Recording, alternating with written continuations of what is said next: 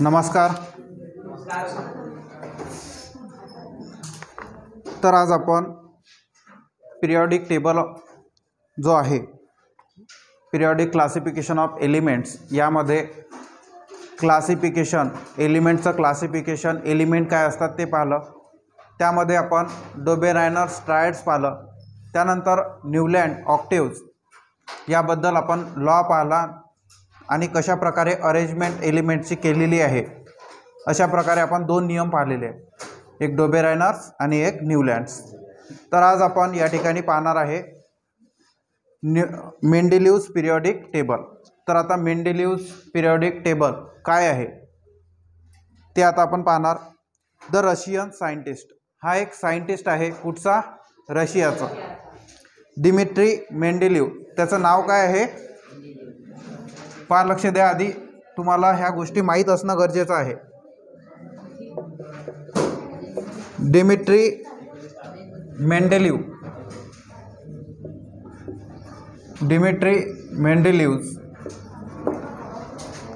Develop the periodic table. याने काय केलं? पिरियॉडिक टेबल डेव्हलप केला. Of elements during period. केव्हा केला? त्याचा पिरियड काय होता? कोणत्या काळामध्ये? 1869 म्हणजेच 1869 टू 1872 AD म्हणजेच काय? ॲनो डॉमिनी. ADचा अर्थ काय होतो? ॲनो डॉमिनी. 1869 ते 1872 या काळामध्ये त्याने काय केला? पिरियॉडिक टेबल तयार करण्याचा प्रयत्न केला. Mendeleev's periodic table is the most important steps in the classification of elements.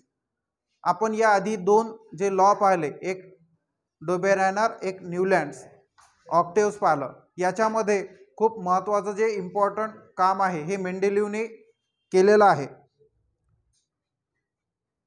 मेंडेलिव्ह considered the fundamental property of elements namely the atomic mass. मेंडेलिव्हने काय केलं? जो बेस आहे, फंडामेंटल प्रॉपर्टी जी आहे एलिमेंट्सची, ते काय कन्सिडर केली? Atomic mass. काय केली? Fundamental property of element. Property of element काय कन्सिडर केली? Atomic mass. काय केली? Consider atomic mass of element. त्यानंतर ॲज अ स्टँडर्ड काय कन्सिडर केलं? Fundamental property, atomic mass. आणि मेंडेलिव्हच्या काळामध्ये किती जे एलिमेंट्स माहिती होते किंवा नोन होते, तर ते होते 63 elements. 63 elements known at that time. known किती एलिमेंट माहिती होते त्या काळामध्ये किंवा डिस्कवर झालेले होते? तर 63. In an increasing order of their atomic masses. तर हे जे 63 एलिमेंट्स आहेत याने काय केलं? त्यांच्या ॲटॉमिक मासेसनुसार, म्हणजे जसं इन्क्रीजिंग ऑर्डरनी त्याला लावलेलं आहे. Then he transform into the periodic table of elements. आणि हा जो टेबल आहे त्यानंतर कशामध्ये ट्रान्सफॉर्म झाला? Periodic table of element in accordance with the physical and chemical properties of this element. Okay. आणि त्याने काय त्याच्यावरती अभ्यास केला आणि त्यांच्या फिजिकल प्रॉपर्टी, केमिकल प्रॉपर्टी ह्या जशा प्रकारे त्याला लावलेलं आहे टेबलमध्ये, तशा प्रकारे त्याच्या काय आल्या? सारख्या आल्या किंवा त्याच्यामध्ये आपल्याला सिमिलॅरिटी पाहायला मिळाली. Mendeleev organise the periodic table on the basis of chemical and physical properties of the element. Okay. मेंडेलिव्हने कशा प्रकारे त्याचा जो टेबल आहे ऑर्गनाइज केला? त्या एलिमेंट्सच्या कोणत्या? फिजिकल आणि केमिकल प्रॉपर्टीवरून. Okay. Chemical property of the element. These were the molecular formulae of hydrides and oxides of the of the elements, त्यामध्ये त्यांच्यामध्ये जो फिजिकल प्रॉपर्टी ऑफ एलिमेंट असेल, केमिकल प्रॉपर्टी ऑफ एलिमेंट असेल, त्याच्यामध्ये त्याने काय पाहिलं की त्यांचे हायड्राइड, काय हायड्राइडचे फॉर्म्युले आणि ऑक्साईडचे फॉर्म्युले हे सारखे येत आहेत का, त्यानंतर त्याचा मेल्टिंग पॉइंट, त्यानंतर त्याचा बॉइलिंग पॉइंट, त्यानंतर त्याचा बॉइलिंग पॉइंट, ओके, अजून त्याच्यामध्ये त्याची डेन्सिटी काय आहे, डेन्सिटी. तर याच्यामध्ये आपण पाहू शकतो की ह्या काय आहेत फिजिकल आणि काही केमिकल प्रॉपर्टी चा अभ्यास केला. Mendeleev found that the element with the similar physical and chemical properties repeat after a definite interval. तर मेंडेलीवने काय ऑब्झर्व केलं की काही एलिमेंट असे आहेत की त्यांच्या ज्या प्रॉपर्टीज आहेत, त्यांचे जे गुणधर्म आहेत, कोणतेही असतील, फिजिकल असेल किंवा केमिकल असेल, हे जे प्रॉपर्टीज आहेत, हे जे गुणधर्म आहेत, हे आपल्याला सारखे पाहायला मिळतात. कसे पाहायला मिळतात, सारखे पाहायला मिळतात. ओके, तर त्यामध्ये त्याचा महत्त्वपूर्ण जो स्टेटमेंट आहे, लॉ आहे, तर मेंडेलीवचा जो लॉ आहे त्याचा स्टेटमेंट खूप महत्त्वाचा आहे. ओके, आणि हे तुम्हाला विचारलं जाऊ शकतं. Properties of element, properties of elements, properties of elements म्हणजे एलिमेंटचे काय गुणधर्म, are periodic function, are periodic function, are periodic functions of their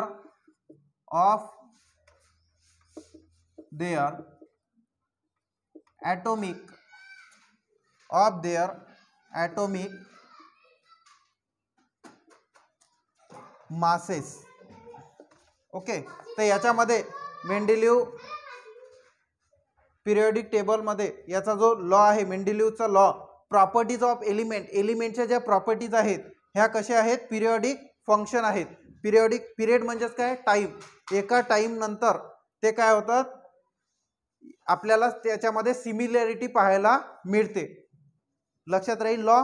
periodic properties of elements are periodic function of their atomic masses. Okay, हे केव्हा होतं, जेव्हा एलिमेंटला तो काय करतो, इन्क्रीजिंग ऑर्डरने अरेंज करतो of their atomic masses. Okay, तर आता आपण टेबल पाहणार आहे की मेंडेलीवचा पिरियडिक लॉ याच्यामध्ये कशा प्रकारे त्यांना अरेंज केलेलं आहे. ओके,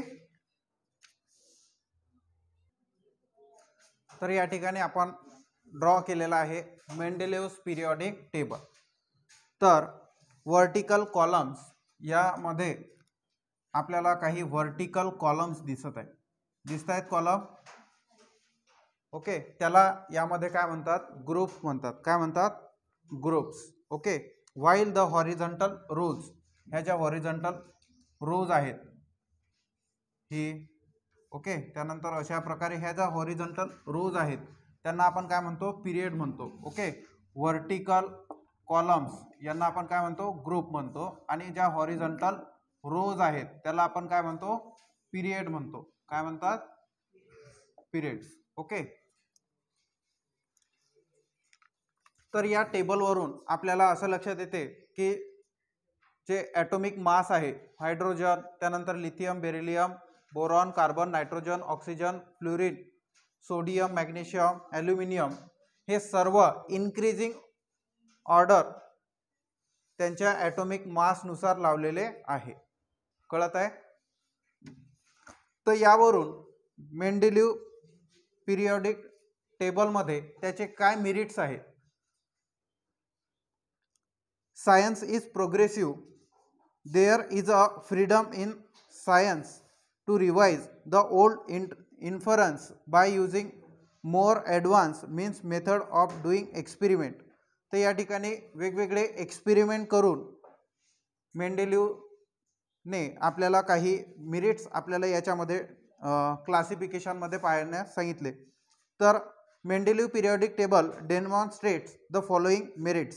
त्यामध्ये काय आहे, फर्स्ट ऑफ ऑल पहिला, atomic mass of some elements were revise so as to give them a proper place in the periodic table in accordance with their properties. For example, पहा लक्ष द्या, at the previously determined atomic mass by beryllium is 14.09. आधी जर आपण पाहिलं न्यूलँड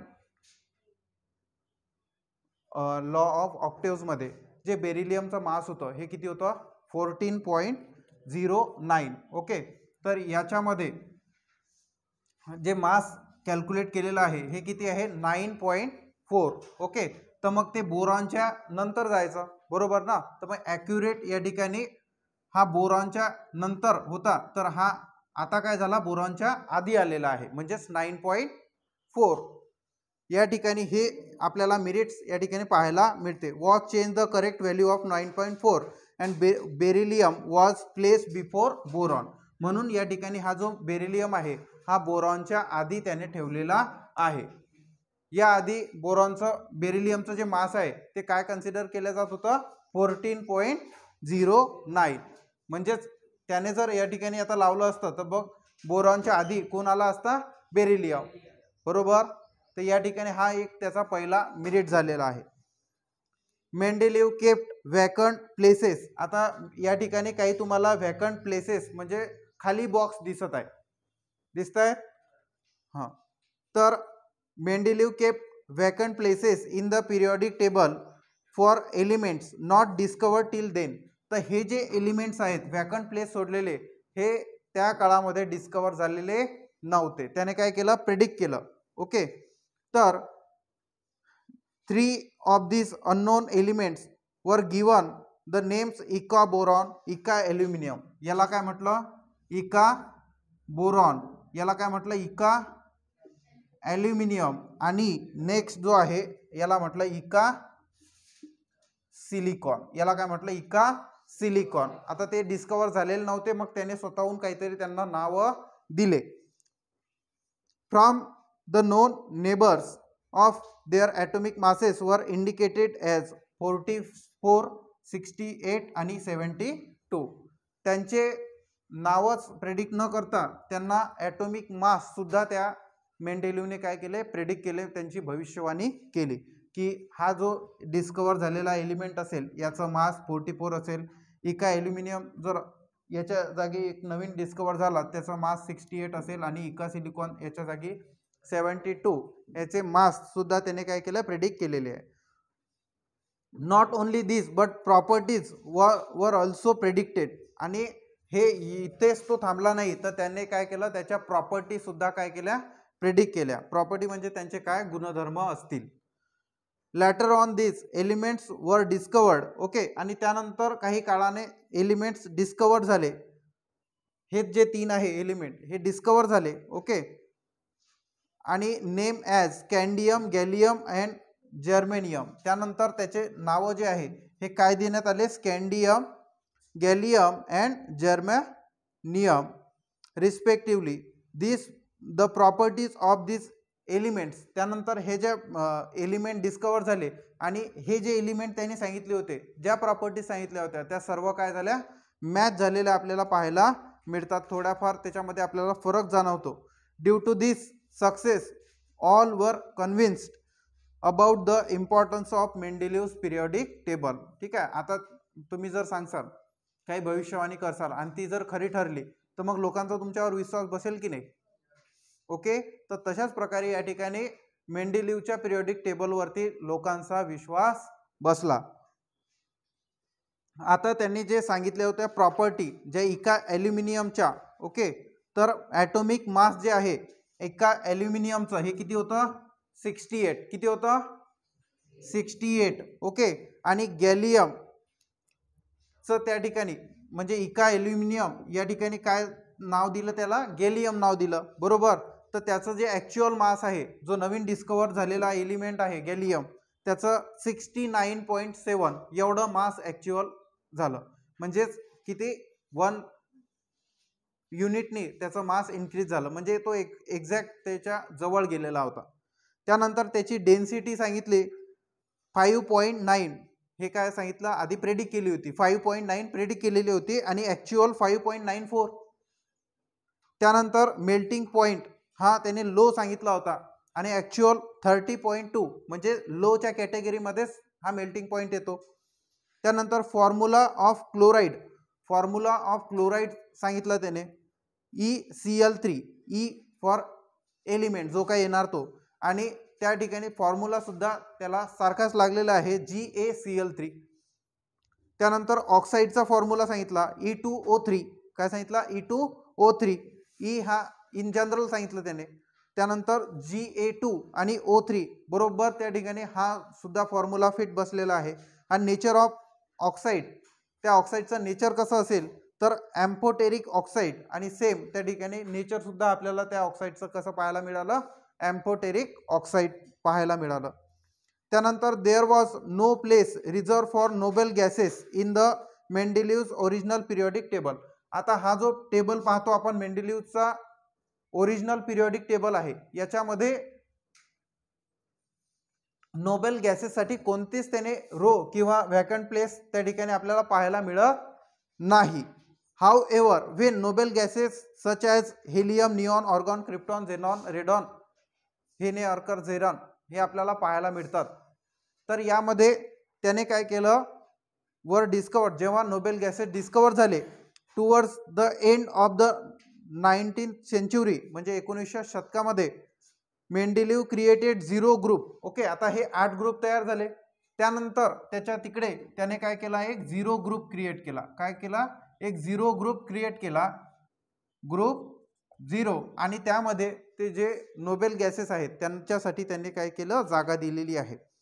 0 group without disturbing the original periodic table. या original periodic table मेंडेलिव्हचा त्याला disturb न करता एक 0 ग्रुप बनवला, आणि त्यामध्ये नोबेल गॅससाठी त्याने काय केलं, नोबेल गॅस वर फिटेड व्हेरी वेल. यामध्ये ते हेलियम, निऑन जे आहे नोबेल गॅस त्यांना काय केलं, जागा दिलेली आहे. तर आता हा मेंडेलिव्हचा जो पिरियॉडिक टेबल आहे याच्यामध्ये आपण काय पाहिले, हे मेरिट्स पाहिले. याच्यामध्ये तुम्ही पाहू शकता R2O. आता हेलियम, हायड्रोजनच्या खाली काय आहे, लिथियम आहे, बरोबर. तर आपण जर याचा ऑक्साईडचा फॉर्म्युला पाहिला, हा इन जनरल फॉर्म मध्ये आपल्याला ऑक्साईडचा फॉर्म्युला दिलेला आहे. R काय आहे, फॉर एलिमेंट. कोणताही तुम्ही या ग्रुपमधला त्या ठिकाणी एलिमेंट फिट करा, त्याच्या जो फॉर्म्युला आहे तो लिथियम सारखा असेल, हायड्रोजन सारखा असेल. फॉर एक्झाम्पल R म्हणजे काय, इथे एलिमेंट आहे. काय आहे, एलिमेंट आहे. मी तिथे R च्या जागी H लिहितो. ओके, आणि 2 आहे जनरल फॉर्म मध्ये, म्हणजे H2O. फॉर्म्युला तयार झाला. त्यानंतर हायड्रोजनच्या जे प्रॉपर्टी आहे, जे गुणधर्म आहेत तेच आपल्याला लिथियमचे पाहायला मिळतात यांच्या म्हणण्यानुसार. तर Li2O म्हणजे लिथियम ऑक्साईड, फॉर्म्युला तयार होत आहे. त्यानंतर सोडियम, तर काय, सोडियमचा ऑक्साईडची फॉर्म्युला तयार करताना Na2O असाच होतो ना, बरोबर. म्हणजे हा सुद्धा फॉर्म्युला सोडियम ऑक्साईड तयार होत आहे. त्यानंतर पोटॅशियम K2O. कळत आहे कशा प्रकारे ऑक्साईडचा फॉर्म्युला तयार करायचा आहे. तर हे सर्व काय आहेत, सिमिलर आहेत. त्यानंतर तुम्ही इथे RO, R for element. In general ऑक्साईडचा फॉर्म्युला जर पाहायचा असेल आपल्याला, तर इथे जर एलिमेंट कोणता आहे, BeO, बेरिलियम ऑक्साईड. त्यानंतर Mg, ओच लावत असतो, O2 लावतो का आपण, नाही. तर हे जे फॉर्म्युले आहेत हे यांचे काय तयार होत आहे, सारखे तयार होत आहे. म्हणून एकाखाली एक याला ॲटॉमिक मासनुसार इन्क्रीजिंग ऑर्डरनी लावलेला आहे. त्यानंतर तुम्ही इकडे सुद्धा पाहू शकता B2O3, Al2O3, ॲल्युमिनियम ऑक्साईड, बरोबर ना. त्यानंतर आता पहा इथे R फॉर एलिमेंट. एलिमेंट काय आहे, कार्बन, CH4, मिथेन. त्यानंतर इथे इथे SiH4. ओके, इथे पण तुम्ही पाहू शकता की NH3, अमोनिया, बरोबर, PH3.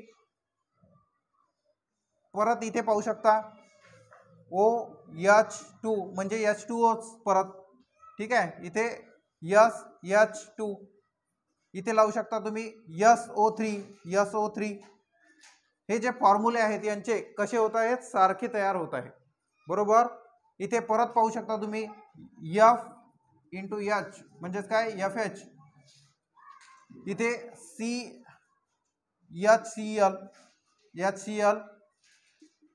Hydrogen fluoride, hydrogen chloride तयार होत आहे, हायड्राइड फॉर्म्युले तयार होत आहे हायड्राइडचे, ऑक्साईडचे व्यवस्थित. ओके, तुम्हाला फक्त या ठिकाणी हे जनरल फॉर्म दिलेले आहेत, त्यानंतर तुम्ही या ठिकाणी यांचा फॉर्म्युला सुद्धा तयार करू शकता. तर आता आपण या ठिकाणी काय पाहिलं, merits of Mendeleev's periodic table.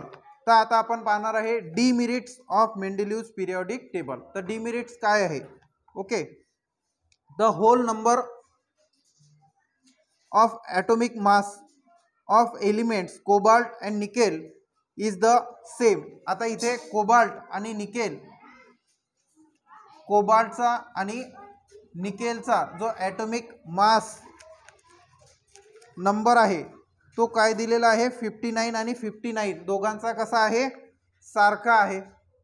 Okay, आणि तो एकाच बॉक्समध्ये आपल्याला पाहायला मिळतो. Therefore there was an ambiguity regarding their sequence in Mendeleev's periodic table. म्हणजे त्यामध्ये त्याला कन्फ्युजन होतं की या कोबाल्टला आधी ठेवायचं की निकेलला आधी ठेवायचं. लक्षात, अशा प्रकारे त्याला ॲम्बिग्विटी म्हणजेच काय, कन्फ्युजन पाहायला मिळालं.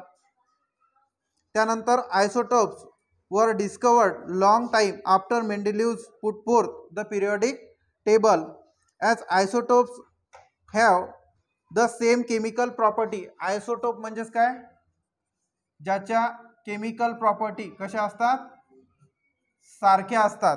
Okay, but different atomic mass, आणि त्याचं ॲटॉमिक मास हे कसं असतं, बट डिफरंट ॲटॉमिक मास, त्याला आपण काय म्हणतो, आयसोटोप म्हणतो. ज्याच्या केमिकल प्रॉपर्टी कशा, सारख्या, आणि डिफरंट ॲटॉमिक मास. ॲटॉमिक मास वेगळं असू शकते पण केमिकल प्रॉपर्टी ह्या कशा राहतील, सारख्या राहतील. कळते. मीठ कसं आहे, खारट आहे. साखर कशी आहे, गोड आहे. गोडपणा हे त्याची केमिकल प्रॉपर्टी आहे, बरोबर. तर मग मी 1 किलो साखर प्रेमला दिली, 2 किलो अभिषेकला दिली, तर त्याचं मास काय झालं, चेंज झालं, 1 किलो आणि 2 किलो, बरोबर. परंतु त्याच्यामधली जी केमिकल प्रॉपर्टी आहे, गोडवा जो आहे, याला आपण काय म्हणू, केमिकल प्रॉपर्टी. केमिकल प्रॉपर्टी बदलली का, कळत आहे. मग यालाच काय म्हणतो आपण, आयसोटोप म्हणतो. काय म्हणतो, isotopes. Okay,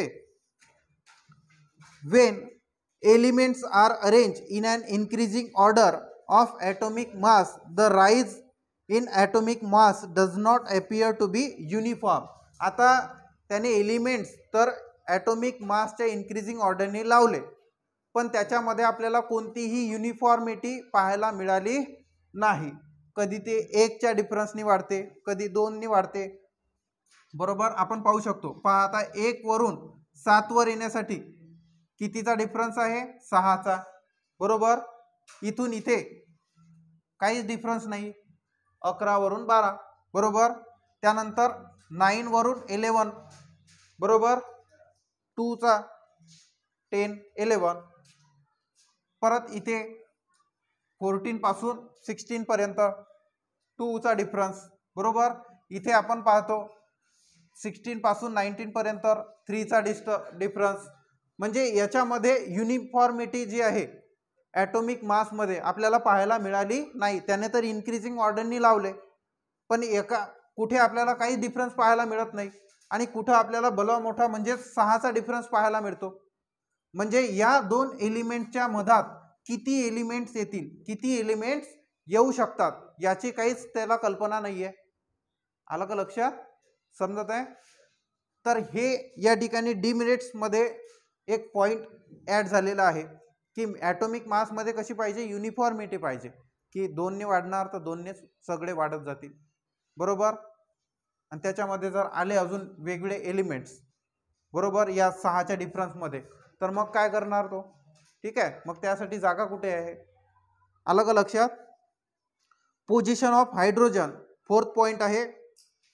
position of hydrogen shows similarity with halogen. हा जो हायड्रोजन आहे हा ग्रुप 1 मध्ये आहे, पण हा जो सिमिलॅरिटी आहे हा हॅलोजन सोबत सिमिलॅरिटी दाखवतो. हॅलोजन म्हणजेच काय, फ्लोरीन, क्लोरीन, ब्रोमीन, आयोडीन, याला आपण काय म्हणतो, हॅलोजन. ओके, तर हायड्रोजनचा फॉर्म्युला इथे सुद्धा आपल्याला सेम पाहायला मिळतो. Okay, HCl, HF. त्यानंतर इथे सुद्धा हायड्रोजन फिट बसत आहे. तर मग हायड्रोजनला ग्रुप 1 मध्ये ठेवायचं की ग्रुप 7 मध्ये ठेवायचं, लक्षात. फॉर एक्झाम्पल मॉलिक्युलर फॉर्म्युला तुम्ही HCl पाहू शकता. ओके, त्यानंतर NaCl, तिकडे HCl होतो, इकडे NaCl होतो. काय होतो, NaCl. म्हणजे ClCl कसा आहे, दोघांमध्ये सारखा पाहायला मिळतो. ओके,